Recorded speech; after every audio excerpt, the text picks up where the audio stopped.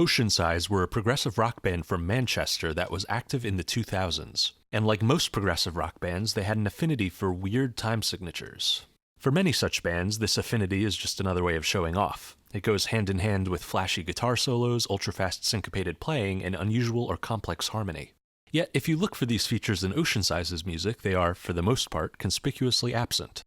Rather than fixate on the virtuosity involved in prog rock, Oceansize incorporated other genres into their music. For instance, their crunchy guitar-centric instrumentation and catchy emotional vocals are more typical of alternative rock, and their approach to arrangements, with lots of simple parts layered together with effects pedals, is more reminiscent of post-rock or even space rock. By combining all of these genres, Oceansize managed to create accessible, emotionally satisfying music which still contained a deceptive amount of complexity. Originally, I just wanted to make a video about the variety of time signatures that Oceansize used throughout their discography, but this simple idea ended up sending me down a deep philosophical rabbit hole about the nature of meter and metric patterns.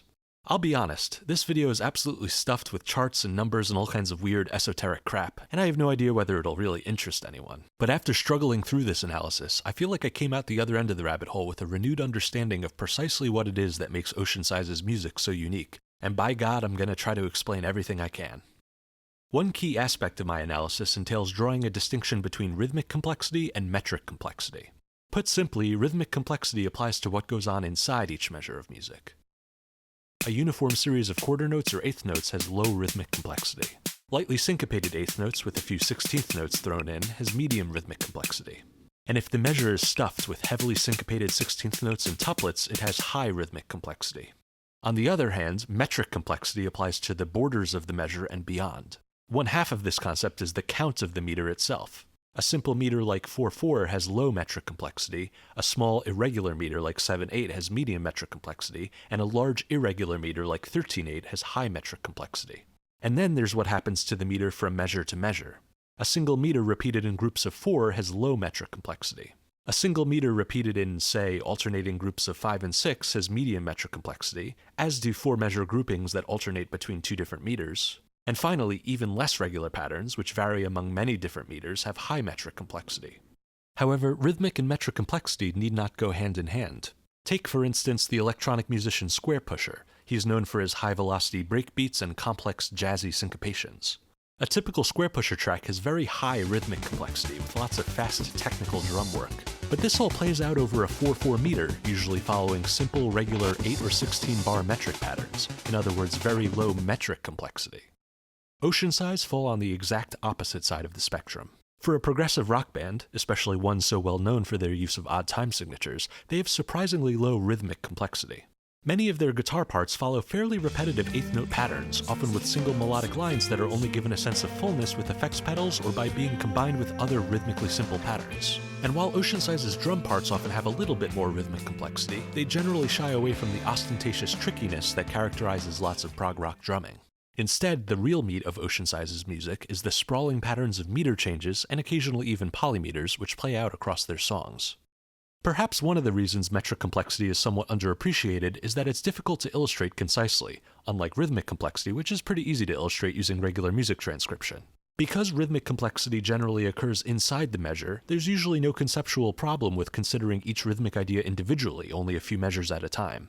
In contrast, metric complexity often plays out across several dozen measures. So either you have to transcribe a huge chunk of the song at once, which is a pain in the ass and overwhelming to look at, or you boil this transcription down to a list of meter changes, which certainly takes less work, but frankly this doesn't really give a clear intuitive sense of metric patterns either. My goal here is to analyze Oceansize's entire discography, but I don't want to subject you to several dozen lists of numbers. So I developed a way of visualizing meter changes which makes it a lot easier to see patterns at a glance. Here's an example using the song Catalyst from the band's first full-length album, Effloresce. Each of these individual cells is a 16th note and each measure is boxed in accordingly. For instance, these 7/8 measures have 14 cells and these 6/8 measures have 12 cells. For other songs, depending on the tempo, I may use each cell to represent an eighth note instead. I also color-coded the metric count of these boxes for easy recognition. 2 is blue, 3 is green, 5 is yellow, 7 is red, etc. The lower note value is irrelevant here, and moreover, any meter that's divisible by a power of 2 uses the same color as its other factor. So for example, 2, 4, and 8 are all blue, and 3, 6, and 12 are all green. I included black X's inside these measure boxes to show the measure's main subdivisions or rhythmic patterns, which isn't a part of metric complexity per se, but it can help you orient yourself if you want to listen along to the actual song. I also used colored X's to portray polymeters and polyrhythms, since the cell and box format alone has difficulty with these concepts. I think it's pretty easy to see the structure of meter changes this way. Going from left to right shows the basic low-level meter changes, which typically define the feel of a section, with higher-level repetitions or variations in how these play out occurring vertically. And then a song's sections are separated by white space. So looking at Catalyst, it should be clear that it mostly uses 7/8 and 6/8 meters, with a couple of 4/4 measures thrown in. There are also two different polymetric sections, one in the beginning where repeated 3/16 and 4/16 patterns play out over an underlying 7/8 rhythm, and one at the end which juxtaposes 6/8 and 7/8 rhythms. I also want to focus on this verse section here, which uses a complex but highly organized pattern of meters. At first there are two measures of 6/8, one measure of 7/8, and then a final measure of 6/8. This pattern repeats 3 times, but then the fourth horizontal line of this section has two measures of 6/8 followed by a measure of 4/4. There's a definite sense of structure or self-similarity in this section. It's more regular than a random selection of meters, but also less regular than, say, 4 repetitions of 4 measures of a single meter. It's sort of a sweet spot of metric complexity. We can also represent this structure in an even more abstract way. Let's call the 3 component meters of this section A, B, and C. In that case, the first 3 lines have an AABA pattern, and the last line has an AAC pattern. We can also assign each of these lines a letter, A and B. In that case, the vertical structure of this section has an AAAB pattern. I think this abstract layered structure matches how most musicians would conceptualize this kind of metric complexity, even if subconsciously. After all, I think it's a lot easier for your intuition to grasp the idea of each layer than it is to memorize an unorganized list of meters. Now, if we zoom out and look at all the tracks from Effloresce, we see this type of sweet spot structure pop up in several other places. Though, of course, there are also many less complex metric structures, as well as plenty of simple single-meter sections, or even entire single-meter songs, especially towards the end of the album. Nonetheless, it's clear at a glance that metric complexity is a key aspect of Oceansize's unique style, and it only becomes more extensive on their later albums. Overall, I'll be taking a look at the 4 full-length Oceansize albums, Effloresce from 2003, Everyone into Position from 2005, Frames from 2007, and Self-Preserved While the Bodies Float Up from 2010, as well as 2 noteworthy EPs, Music for Nurses from 2004 and Home in Minor from 2009. There are also a few other Oceansize EPs from before Effloresce, but they mostly consist of tracks that would later be released on albums, so I'll ignore those. This is a lot of material to cover, and it got me thinking about how to find trends in all this data. I would have to measure each song's metric complexity with a number instead of just depicting it graphically. But it's not immediately clear how to do this. It's not like there's a unit of metric complexity the same way the cent is a unit of relative pitch or beats per minute is the unit of tempo. Case in point, there's a widely shared factoid about the song Schism by the prog metal band Tool, which is said to change its time signature 47 times. So is metric complexity simply equivalent to the number of time signature changes? Schism is actually a pretty good example to work through this question. Its actual number of time signature changes varies a lot depending on how it's transcribed. A tab I found on Songster has 198 meter changes. Out of 238 total measures, that's nearly a meter change every measure. But a cursory glance at the sheet music itself shows this huge number to be misleading. The song's first verse is transcribed as a repeated change back and forth between 5/8 and 7/8 meters. This is certainly well suited to represent the particular rhythmic feel of this section, but it would be just as valid to transcribe the whole section in an unchanging 12/8 meter. Multiple sections of this song have similar back and forth changes, and if we ignore these, that 47 figure starts to look more accurate. In truth, the number of meaningful time signature changes is perhaps even fewer than that. Really, what we're looking to measure is the repetitiveness of metric patterns. This has a strong similarity to an already established mathematical concept called Kolmogorov Complexity. Basically, this is a measure of the simplest possible algorithm you can use to produce a pattern. And this isn't some obscure mathematical thought experiment either. Kolmogorov complexity is a very important concept in topics ranging from statistics to physics to data compression. In fact, you could sort of think of metric complexity as the compressibility of a metric pattern. More complex is less compressible. It's easy to see how a simple pattern of repeated 5/8 measures could be compressed to something like 16 copies of 5/8. A pattern of alternating 5/8 and 7/8 measures is only slightly more complex, since it could be compressed to something like 8 copies of 5/8 plus 7/8. A truly random pattern of 5/8 and 7/8 measures, however, might be hardly compressible at all. Now, all that said, the correspondence between an abstract pattern that Kolmogorov complexity might apply to and the real thing that the pattern represents can sometimes be misleading. For example, compare these two numbers. Obviously, the first one has a somewhat more concise description, 1, then 20 zeros, then 1, whereas the second one seems to have no more concise a description than just the number itself. Except these are actually the same number. The first copy is just written in base 16, while the second copy is written in the more typical base 10. Those concise descriptions apply to the information used to describe the number, not the number itself. So, in order to measure metric complexity, I needed to decide how exactly to describe metric patterns. In other words, to create a fit-for-purpose formula that meaningfully reflects how people actually perceive meter changes. A lot of this ends up being subjective, but there's still one objective insight that we can borrow from the concept of Kolmogorov complexity, the notion of additiveness. Let me explain. If we have a pattern that can be broken down into two unrelated parts, then the Kolmogorov complexity of the pattern is just the sum of the Kolmogorov complexity of those parts. In contrast, if the parts are related, then there may be a way to compress them into a simpler description. Based on this, I think it stands to reason that the metric complexity of a song is the sum of the metric complexities of its unrelated sections, and the metric complexity of each of these sections is the sum of the metric complexities of their unrelated constituent meters and patterns. But again, the complexity of these more fundamental parts, the meters and patterns themselves, is something that needs to be defined at my discretion. So this metric complexity formula ends up being sort of arbitrary and fairly complicated at that. If you're willing to just trust my judgment here, then feel free to skip ahead to where I discuss trends across the discography or break down each individual song. But the formula does reveal some interesting ideas about the nature of repetition in music, so try to bear with me for a minute and I'll explain the formula as quickly as I can. Before doing any calculations, we actually need to look at the overall structure of the song being analyzed. Now, on one hand, once you have enough layers of meters and metric patterns to fully describe each section of the song, the layer above that describes song structure, not metric complexity. But on the other hand, if a song has two nearly identical sections with a single small variation, it doesn't really make sense to count each section's whole complexity twice. So when analyzing each song, I grouped everything together into what I call metric schemes, which are essentially sections that share the majority of their meters and metric patterns. This allows unrelated uses of the same meters or metric patterns to count separately towards the total metric complexity, while multiple related uses of these items inside a metric scheme only count once.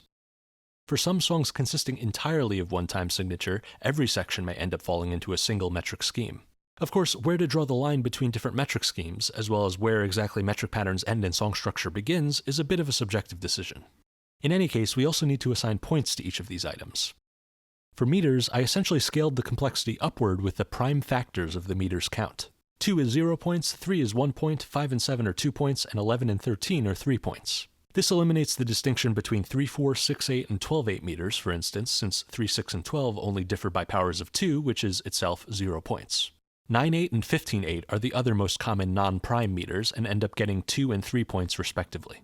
But what about polymeters, polyrhythms, and other similar concepts? Surely a 6-on-7 polymeter is more complex than a 6-8 metric scheme followed by a 7-8 metric scheme. So in this case, I took the complexity of the component meters and multiplied their sum by the number of concurrent rhythms, though this is usually just 2. Now, onto the patterns themselves. Before, I showed you how you might use letters to stand in for either the individual meters or for other lower-level patterns. The shortest such pattern is just a single repetition of a meter or pattern. But from there are increasing numbers of combinations for each additional letter space you add on. I think it helps to consider a special case, patterns which consist only of A's. The most common of such patterns in rock music are powers of 2, in other words 4 A's, 8 A's, 16 A's, etc. Measure counts of 3 or 6 or 12 aren't quite as common, but neither are they as rare as more complex measure counts like 5 or 7. This pretty much seems to mirror the prime factor pattern that I used for meter counts, so I assigned points to these A-only patterns in the same way. Now, what if there are multiple letters?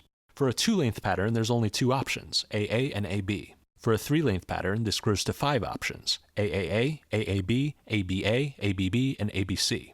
Note that something like BAA, for instance, is just equivalent to ABB. It doesn't really matter which letter is used since they're all just stand-ins for lower-level meters or patterns anyway. For 4-length patterns, there are 15 options, and soon we get annoyingly large possibility spaces, 52 5-length patterns, 203 6-length patterns, etc. In combinatorial mathematics, these are known as the Bell numbers. I think there are generally 2 ways musicians interpret these patterns, either as a modification of a simpler pattern or as a multi-layered pattern. For example, I think that most people would conceptualize AAAB sort of like 4 A's but play a B the last time instead. However, for a pattern like ABABC, I think most people would conceptualize it like play AB twice, then play C. In other words, an AAB pattern of the subpatterns AB and C. Ultimately, I applied both of these interpretations to each pattern and went with whichever one had the smallest complexity.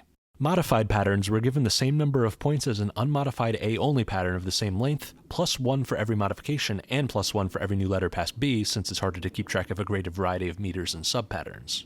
Multi-layer patterns were given the points of their component patterns plus 1 for every new letter past B.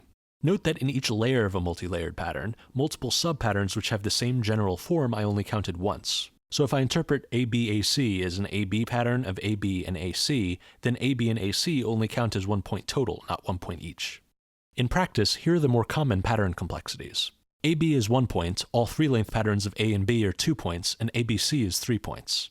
4-length patterns of A and B are generally only 1 point, less complex than 3-length patterns since 3 is a more unusual pattern length than 4, except for, as it happens, ABBA, which is 2 points. 4-length patterns of A, B, and C are 3 points, and ABCD is 4 points. Getting into 5-length patterns, they range from 1 point for simple patterns like AAAAB or ABBBB, which is just 4 measures of a single meter appended or prefixed with a different meter, to 7 points for the monstrous ABCDE. These calculations may be somewhat arbitrary, but I think these point totals generally match my subjective intuitive sense of how complex a pattern is. They also frequently happen to accommodate discrepancies in how time signatures are interpreted. For instance, in Catalyst, there's a section of alternating measures of 4/4 and 7/8, but you could also transcribe this as repeated measures of 15/8. Fortunately, the complexity of 4/4 and 7/8 plus the complexity of an AB pattern is the same as the complexity of 15/8. Granted, there are a few cases where this equality doesn't hold. The alternating 5/8 and 7/8 measures in Schism, for instance, are much more complex than a repeated 12/8 measure. But I think this is not so much a flaw with the formula, but rather another situation where complexity is truly subjective. It all depends on how the music is perceived.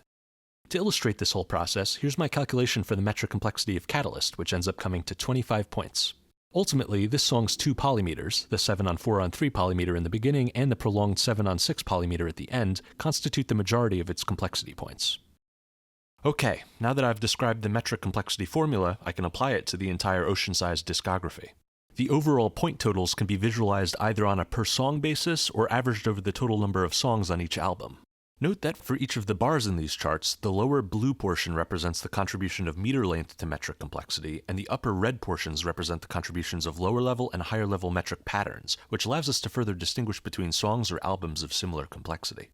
Let's look closer at their first album, Effloresce. As you might expect for a band still finding their sound, it's got the lowest average metric complexity of all the full-length albums.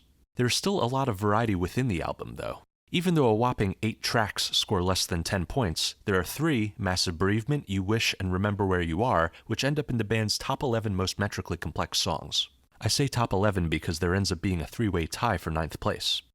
Oceansize's next release, the Music for Nurses EP, is significantly more metrically complex than both the preceding and following albums. I've always felt that it was a rather underrated release, balancing lots of prog complexity with the crunchy alternative post-grunge aesthetic that marked the band's early years. Aside from this EP's one ambient track, all the songs have at least something going on, and the opener One Out of None ends up in the band's top 11. Oceansize's second album, Everyone Into Position, is a slight step down, but still more metrically complex on average than their debut. That said, it also has numerous lower complexity songs, and combined with its more refined production quality, Everyone Into Position is probably their most radio-friendly album. In fact, 2 of its songs, Meredith and Music for a Nurse, ended up being used on a handful of TV shows, film soundtracks, and commercials. Of course, there are several high metric complexity songs here as well, with both The Charm Offensive and Homage to a Shame making it to the top 11. From here, there's a pretty big jump in complexity to Oceansize's third full-length album, Frames, whose per-song average is nearly twice as high as any of the band's earlier offerings. Every song on this album has at least a moderately high metric complexity, and ultimately the top 2 most metrically complex songs in the entire discography, Sleeping Dogs and Dead Lions and Only Twin, are from this album. Commemorative 9/11 T-shirt and Savant also make the top 11 list. The following Home in Minor EP makes a pretty big jump in the opposite direction, being, per song, the least metrically complex Oceansize release, with none of its tracks reaching the top 11. What's interesting is that, unlike every other release where metric length accounts for around 40% of the total metric complexity, slightly higher on Frames at 48%, a whopping 65% of Home in Minor's metric complexity comes from its metric lengths. And while it has no shortage of irregular time signatures, the biggest contributor to metric length is this EP's use of polymeters and polyrhythms. In fact, if we count the number of polymeters and polyrhythms per song, we see that Home in Minor has 1 use per track on average, second only to Frames. However, the tracks on Home in Minor are much shorter than those on Frames, mostly repeating 1 or 2 basic sections, which in turn leads to much fewer metric patterns and a much lower average metric complexity. I'll be able to illustrate this in more detail later when I look at each song individually. The final Oceansize album, Self-Preserved While the Bodies Float Up, rebounds in total metric complexity somewhat, though it's still nowhere near the level of Frames. Only one song, A Penny's Weight, manages to squeak into the top 11, though a bunch of other songs are relatively close in complexity. Furthermore, even its less complex songs are still generally more complex than the least complex songs from Effloresce and Everyone into Position. Now, if you're as familiar with Oceansize as I am, you might have noticed something suspicious in these point totals. Generally, higher point totals belong to longer songs. It's no coincidence that Frames, which has the longest songs on average, has the highest average metric complexity. This makes sense. A longer song has more opportunities to include different meters and metric patterns, after all. So maybe we should scale metric complexity to the total number of measures in a song. In a way, this would more closely resemble the compressibility of a song's metric patterns. Doing so reveals a fairly distinct picture, one which pares back the importance of many of Frame's long-winded songs. And in fact now, the pleasantly concise Music for Nurses EP ends up being the most metrically complex. Likewise, the brief, almost minimalist Home in Minor EP ends up getting a big boost, and now it's Oceansize's first album, Effloresce, that ends up having the lowest metric complexity. Looking at individual songs, there are a few new standouts, particularly from Oceansize's final album. A Penny's Weight is the new champion, followed by Part Cardiac, which didn't even make the previous top 11 list. Likewise with Cloak, as well as the Smoke Clears from the Music for Nurses EP, and also strangely the song An Old Friend of the Christies from Frames, a rather long song at over 10 minutes, but technically having few total measures due to its glacially slow tempo. A few of the songs from the old top 11 list still managed to compensate for their greater length, including Sleeping Dogs and Dead Lions, One Out of None, You Wish, The Charm Offensive, and Homage to a Shame. If you're looking to hear some songs with high metric complexity, anything from either of these lists would be a good place to start. That said, I think it's worth going through their entire discography and examining each individual song's metric features more closely. You can also visit my website, link in the description, to peruse all of my graphs and calculations at your leisure. Here's a closer look at Oceansize's first album, Effloresce. As I mentioned before, quite a few songs from this album have rather low metric complexity. This includes the 2 trip-hop interlude tracks, Rinsed and Unravel, as well as the 3 closing tracks, Women Who Love Men Who Love Drugs, Saturday Morning Breakfast Show, and Long Forgotten, which adopt a more atmospheric space rock style compared to the album's other alternative or prog-leaning songs. The only complexity points here come from small variations in measure counts that don't really have any significant higher-level patterns. There are also a couple of tracks which are mostly metrically simple with a few noteworthy quirks. For instance, One Day All This Could Be Yours is mostly in a slow 3/4 meter with power of 2 measure counts, but towards the end, the drums switch to a 2/4 pattern and the vocals are layered with 2/4 length delay, forming a neat little 3/2 polymeter. Another example is Amputee, which is mostly in a slow 4/4 meter with power of 2 measure counts, but there are 2 places where a cheeky 3/4 measure is subbed in. Additionally, there's a couple places in this song that have 12 or 24 measure counts. Finally, the opening track, I Am the Morning, is mostly in a 6/8 meter, with the final section briefly switching to 7/8 in anticipation of the opening sections of Catalyst, but it uses a repeated AAB structure of 6 and 4 measures. Note that even though this adds up to 16 measures in total, which is a power of 2, this track's chord progression clearly follows 6 and 4 measure groupings. Now we can move on to the album's 4 high metric complexity tracks. We already looked a bit at Catalyst, which generally uses 7/8 and 6/8 meters with a few 4/4 measures thrown in. In addition to a highly layered verse section, with a prominent lower-level AABA structure and a higher-level AAAB structure, it also has 2 polymeters, including a brief subsection in the intro where the 3 guitars play 7/8, 2/8, and 3/8 patterns, and a long section at the end where a 6/8 guitar riff is eventually joined by a drum and bass pattern playing in 7/8. Next, there's Massive Bereavement, which has the most complexity points of any track on this album. It starts with a relatively normal 4/4 format, though there are a few unusual measure counts as well as a 5/4 measure that's occasionally thrown in as part of a transition. Then the song's second half predominantly uses 7/8. Here, there are not only unusual measure counts, but also a few measures of 4/4 and even 6/8, though these are arranged in mostly lower-level patterns without the distinct nested quality that Oceansize use elsewhere. In the outro, the measure count becomes very distinct, first alternating 6 and 3 measure units and then playing a 4 and 5 unit subsection before repeating. This song's meters themselves are actually pretty simple, with most of its complexity being due to metric patterns. But despite all these patterns, Massive Bereavement is also the longest track on Effloresce at nearly 10 minutes, so its complexity is a lot lower when examined on a per measure basis. You Wish, on the other hand, is somewhat shorter, so it ends up as the album's most complex song per measure. And boy is there a lot going on here. It starts with a distinct 13/8 riff before the opening verses insert a few 8/4 measures that use a distinct AABAB higher level structure. Then there's a section of alternating 5/8 and 7/8 measures, vaguely reminiscent of Tool's Schism, though these are eventually underpinned by a 2/4 drum pattern which creates a polymeter. After this, the chorus uses a whole slew of measures. Its first half using a distinct 7/4 and 8/4 pattern, while its second half follows several higher level variations on a structure that uses 5/4, 4/4, and 3/4. The post-chorus reverts to 4/4 with power of 2 measure counts, but then there's a bridge which alternates between 13/8 and 12/8. This is a rather simple A-B metric pattern for the most part, but the renewed usage of the 13/8 meter itself adds to the song's metric complexity. Yet, despite all this complexity, You Wish has a rather conventional alternative rock aesthetic, which forms kind of a neat contrast. Finally, we have Remember Where You Are, whose complexity evenly balances meter length and metric patterns. It opens mostly in 7/8, with unusual measure counts and an occasional 4/4 measure which eventually coalesces into a verse that has this multi-layered metric structure. There's probably a few ways to interpret this, but I went with an AAB pattern of AAB and AC. What's neat about this is that the lower level A and C patterns consist entirely of 7/8 measures, and the lower level B pattern also contains 7/8. So the complexity of this highly nested metric structure exists despite being largely in a single time signature. The chorus gets even more complicated than this, perhaps even a bit arbitrary. It mostly uses 4/4 with occasionally interspersed measures of 9/8, 10/8, and 12/8. Furthermore, the second chorus varies this pattern significantly. However, while the remainder of the song also uses 7/8 and 4/4 metric patterns, they are only ever 1 meter at a time and with more straightforward, mostly power of 2 measure counts. Alright, now let's move on to the Music for Nurses EP, which sees a significant step up in metric complexity.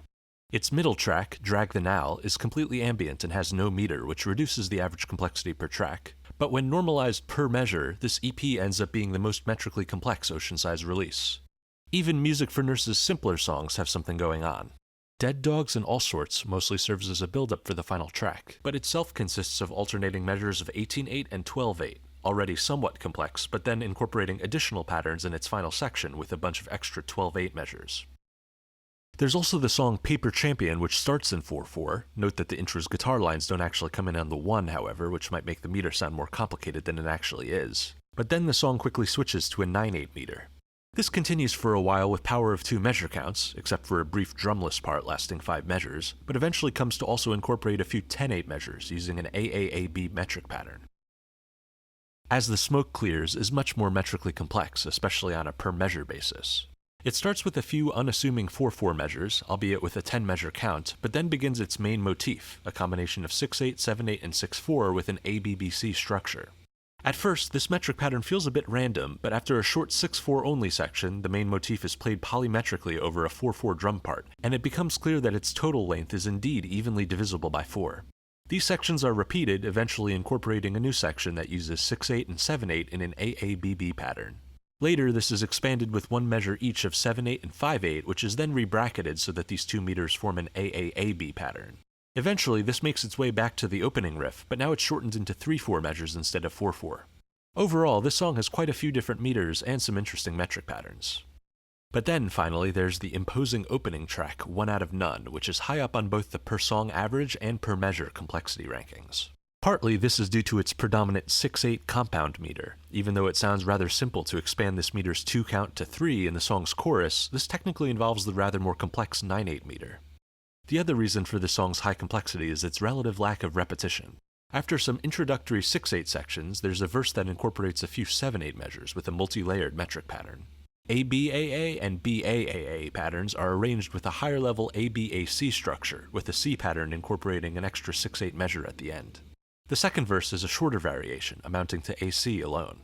Then the chorus works 6/8 and 9/8 meters into an unusual AAB-ABB structure, and the variation on this that's played a little later on has a rather different structure, incorporating a 4/8 measure as well.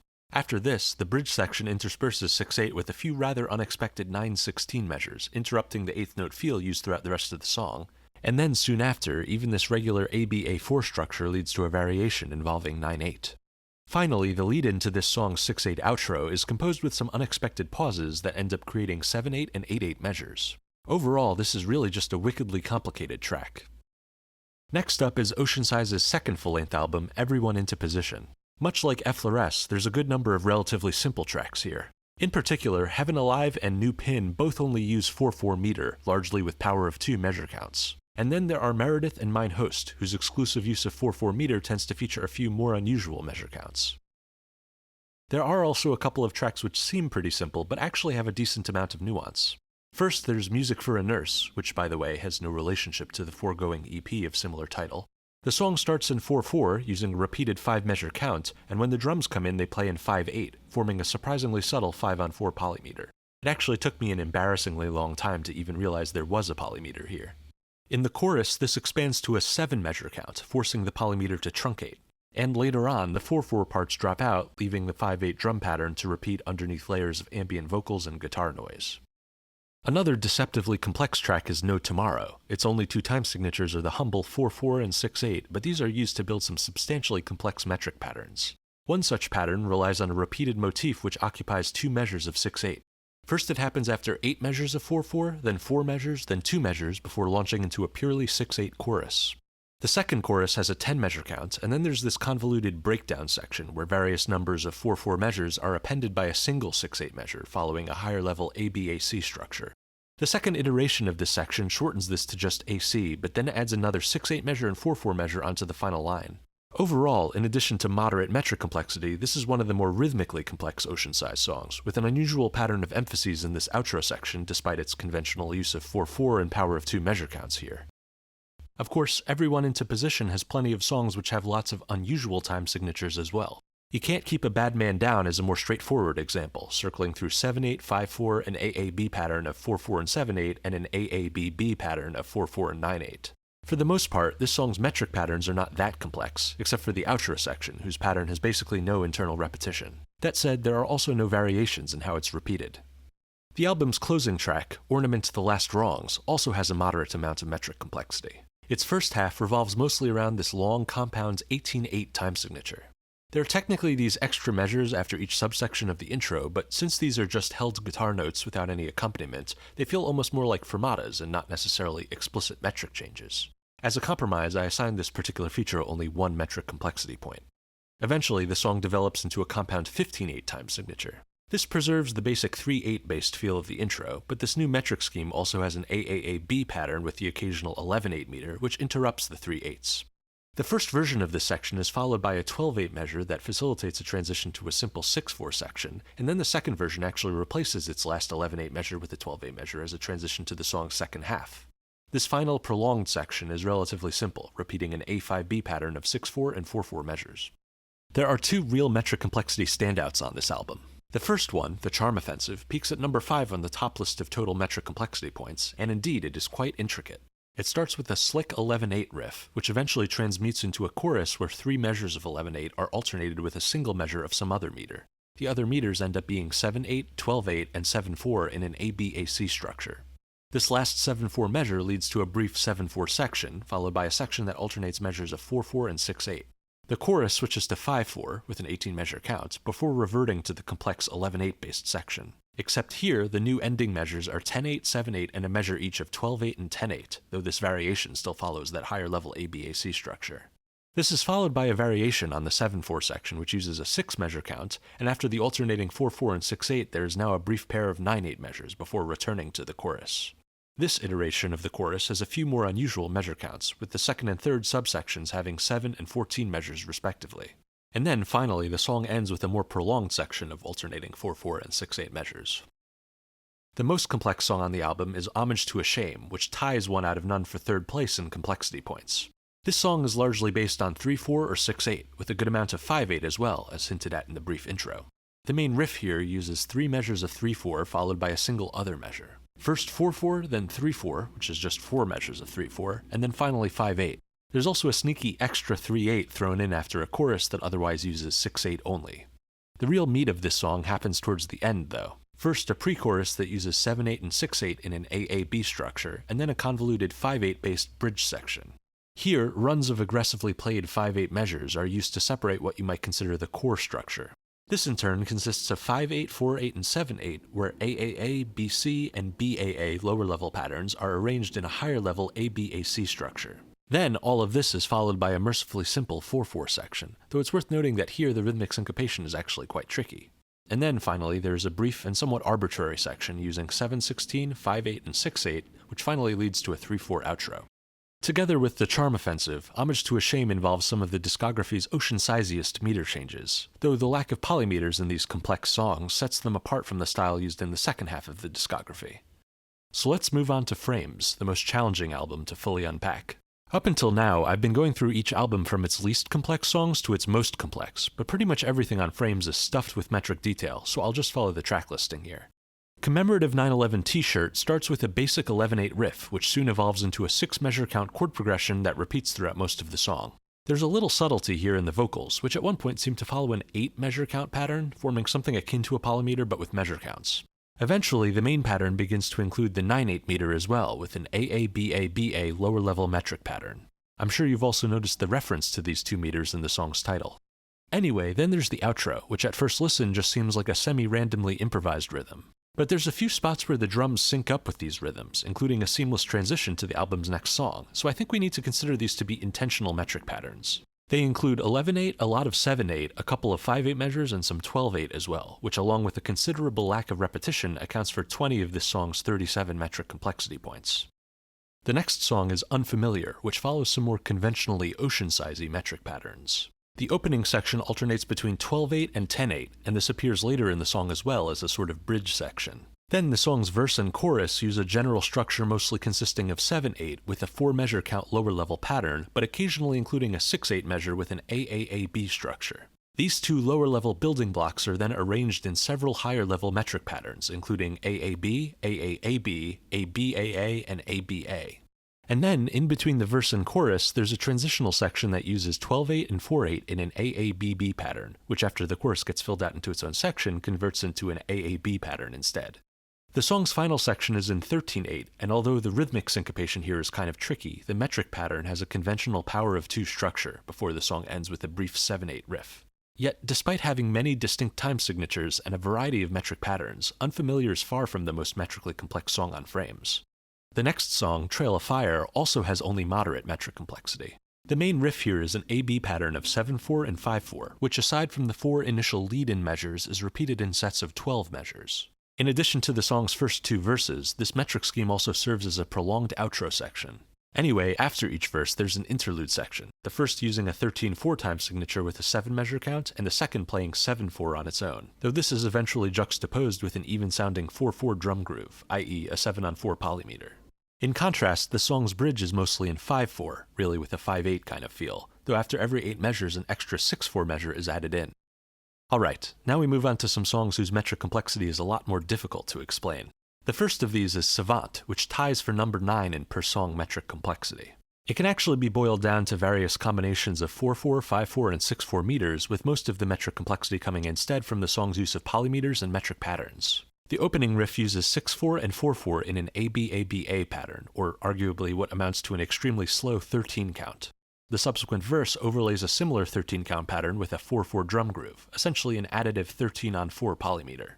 Exactly how to divide this section's 13 is a little unclear, since none of the instruments seem to really follow the same rhythmic shapes, but I settled on these 2 metric patterns, AABBA and AAABB. The following pre-chorus section switches to 5/4 following a 6-measure count, but the 4/4 drum part continues, forming now a 5/4 polymeter. The chorus is a little bit trickier. It starts off using 6/4 and 4/4 in an AAB pattern before switching to a simpler repeated AB pattern. The 4/4 drum part continues throughout all of this, forming 2 additional polymeters. After another pre-chorus section, we get an outro that uses the same metric scheme as the intro, albeit with a much more fleshed out arrangement. The next song, Only Twin, is even more complex, so much more, in fact, that it lands at number 2 in per-song metric complexity. It starts off with a solo keyboard part, playing what seems like mostly 3/8 length arpeggios, but eventually we get a drum part that clears up what's really happening. The piano is not playing 8th notes, but dotted 8th notes at the real tempo, and the combination of piano and drums is essentially an extended 3/4 polyrhythm. The way I notated this first section uses 9/8 as the main meter, to reflect the 6 dotted 16th notes that form the keyboard's main rhythmic pattern. The overall metric structure caps off 7 of these 9/8s with a 6/8 measure.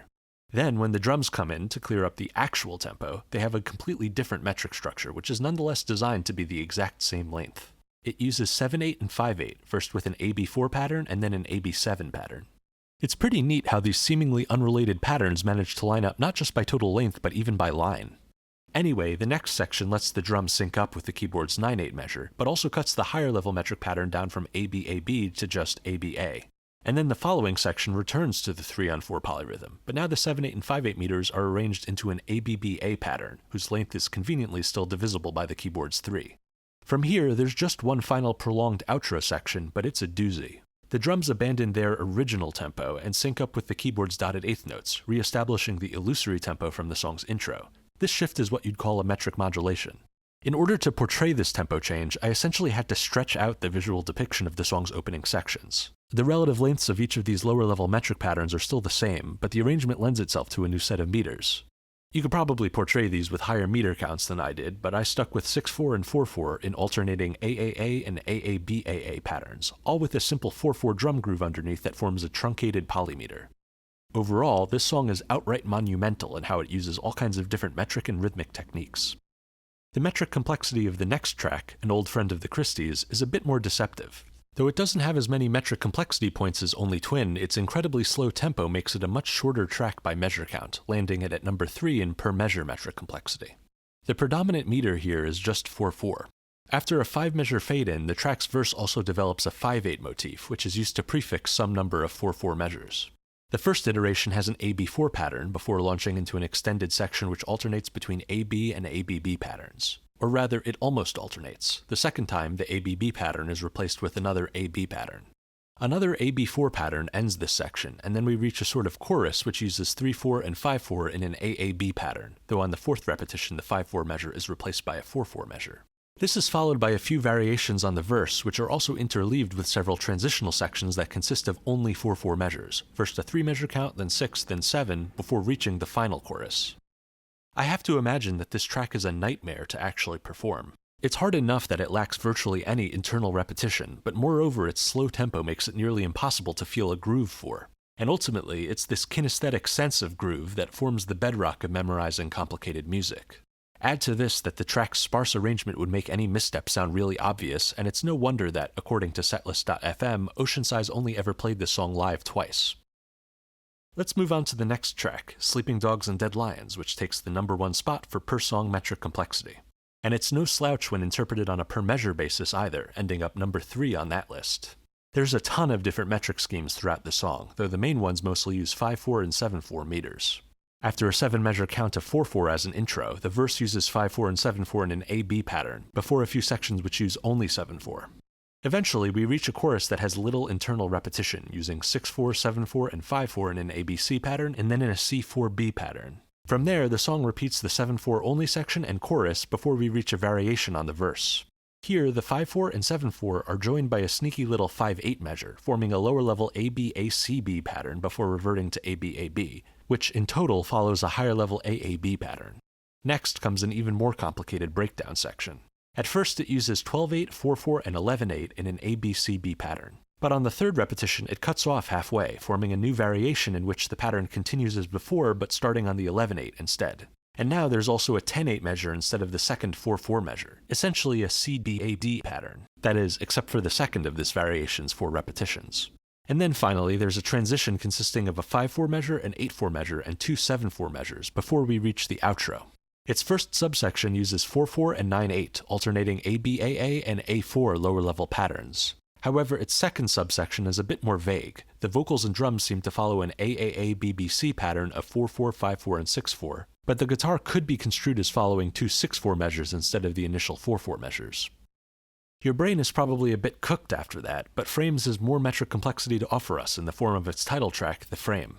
It begins somewhat simply, with 6/4 and 4/4 measures arranged first in an ABAA pattern and then an ABAAA pattern, and these patterns themselves follow a higher-level AABB pattern. This repeats a few times, and then a single 6/4 measure acts as a transition to the first verse. This song's verse and chorus both use 6/4 with a distinct 5-measure count, which itself is generally played in groups of 3 repetitions.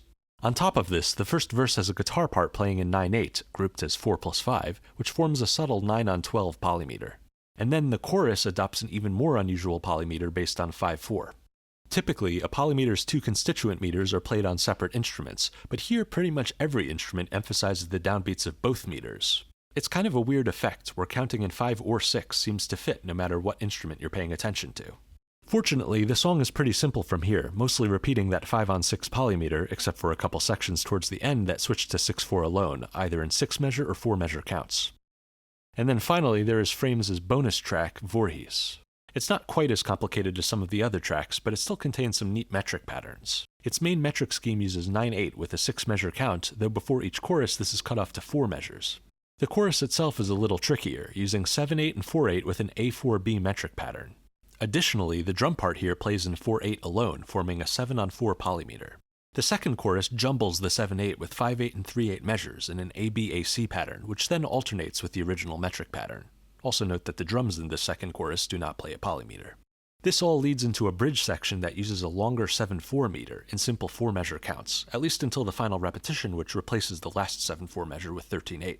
And at last, this leads back into the main metric scheme, though there are a few measure count subtleties here as well. Overall, the high metric complexity of Frames is quite daunting, certainly worthy of the #1 spot for average per-song complexity points, even if the Music for Nurses EP technically delivers its complexities at a slightly faster rate.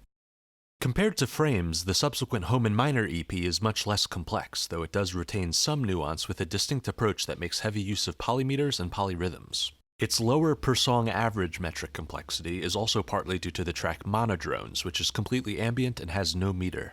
Considering this EP's metric complexity on a per-measure basis negates this track, and it manages to sneak past Effloresce in the rankings.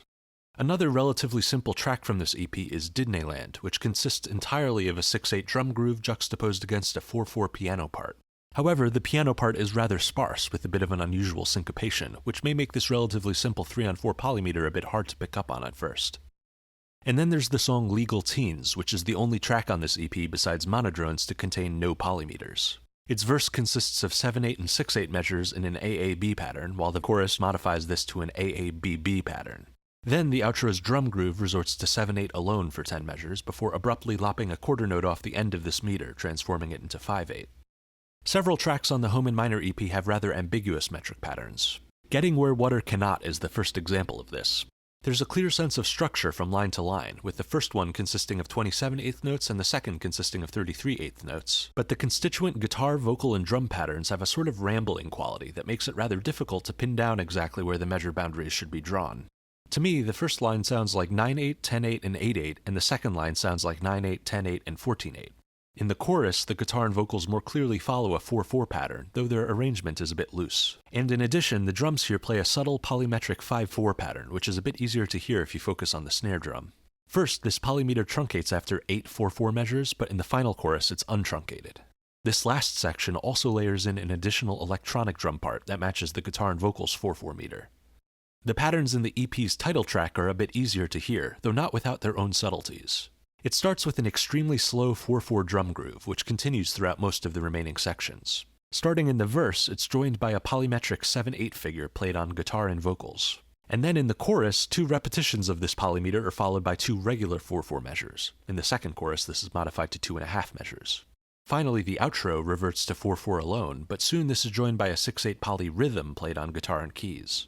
As this section continues, the drums fade out, and since the delivery of the 4/4 guitar and vocal melody here is quite sparse and contains a prolonged rest, the 6/8 meter gradually comes to define the tempo in what amounts to a rather understated metric modulation.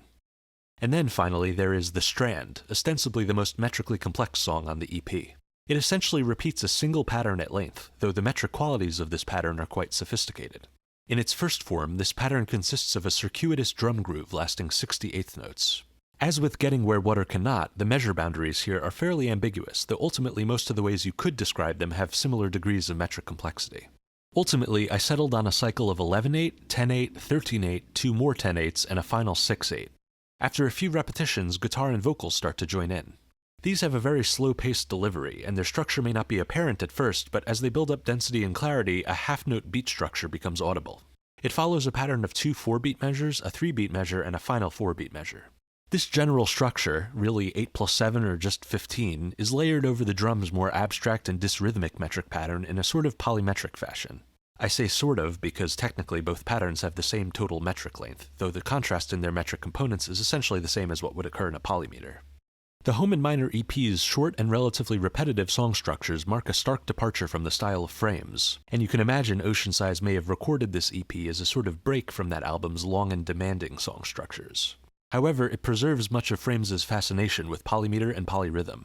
It also starts to use more amorphous syncopations that result in harder to define metric boundaries, an approach that the band carry over into the subsequent and final album, Self-Preserved While the Bodies Float Up. Here, the per-song average metric complexity bounces back to something more typical of Oceansize's discography. That said, this album does have a few simpler songs, such as Ransoms, which repeats 4/4 with a lower-level 4-measure count, although these lines are themselves sometimes grouped into 3 or 5 repetitions. Silent Transparent is also entirely in 4/4, and while its main structure consists of a repeated 10-measure count, this is literally the only complex feature in this rather long-winded song. A couple of other songs that use relatively simple metric patterns at least have the decency to use unusual meters. This includes It's My Tale and I'll Chase It If I Want To, which outside of a brief intro in 7/4 is entirely in a fast 11/8 meter, which alternates between 8-measure and 14-measure groupings. And then there's Super Imposter, whose unchanging 5/4 meter repeats in lower-level patterns of mostly 4 or 5 measures. Now let's get to some of the more complex songs. The track Pine starts in a deceptively simple 4/4 meter, but the drum part here continues unchanged even as each chorus develops a different metric pattern using 4/4, 7/8, and 3/4 in lower-level patterns of either A-B or A-C. In the first two choruses, these are then arranged in a higher-level pattern of A-A-B-A, but towards the end of the song this switches to A-A-A-B. The album's bonus track, Cloak, has a more unpredictable metric pattern. Once again, even though there's a clear repeated line-to-line structure, the exact metric boundaries are a bit subjective. I settled on a sequence of 5/4, 4/4, 9/4, and 6/4, followed by another measure of 5/4 and then 5 measures of 4/4. There's also a relatively normal bridge section in 7/4, but otherwise there's not much else to this rather short song. However, due to its short measure count, Cloak actually scores fairly high in per-measure metric complexity, ending up at number 7. The remainder of the songs on this album have moderately high metric complexity, though they generally don't quite match up to the peak metric complexity songs from the band's other releases. For instance, despite having some complex metric patterns, the song Oscar Acceptance Speech still consists entirely of 4/4 and 6/4 meters, and its relatively lengthy runtime prevents even its per-measure complexity from standing out. At first, these two meters follow an A6B pattern. You can almost think of this as a very slow 15 count. A brief interlude section early on cuts this to a slightly more normal 6-measure count of 4/4 before returning to another verse, though this time the verse's third repetition arbitrarily shortens to A5B. And then, after a guitar solo section, the original metric framework restarts partway through, yielding what I decided to notate as a BAAB pattern before returning to the usual structure. Then the final section before the outro has a subtle polymeter at play. Most of the instruments switch to a regular 8-measure 4/4 pattern, but the drums continue to play the long 15 count of the original metric pattern. Yet because this drum pattern still has a very even 2/4 based feel, the effect is quite subtle, only really noticeable if you pay close attention to the placement of the snare fills. That and the drum pattern cuts off after exactly 4 repetitions, which leaves the extra beats from the longer 4/4 only pattern to spill over into an extra line. The lengthy drumless outro reverts to the original long 15 count, though this time the A5B metric pattern alternates with what seems more like an AAB-ABB pattern. The song Part Cardiac, in contrast, has a very short measure count, and with very little internal repetition, it ends up being the second most metrically complex song on a per-measure basis. The only semblance of repetition here is its tendency to use a 5/4 measure to cap off some of its 4/4 based patterns, as well as this particular motif of 2 6/4 measures followed by a 4/4 measure, but otherwise it's almost structureless. Even the harmonic and melodic aspects of this song's riffs have little sense of repetition or indication of where each section starts and ends. I've always been curious about how Oceansize even managed to write a song like this.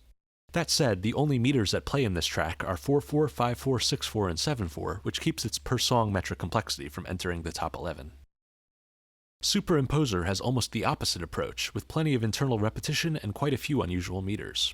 It starts rather simply, using a 6/8 meter with a power of 2 measure count, but soon after, the verse starts to alternate between 4/4 and 9/8 before switching to a measure of 10/8 and a measure of 15/8, in total an AAB higher-level pattern.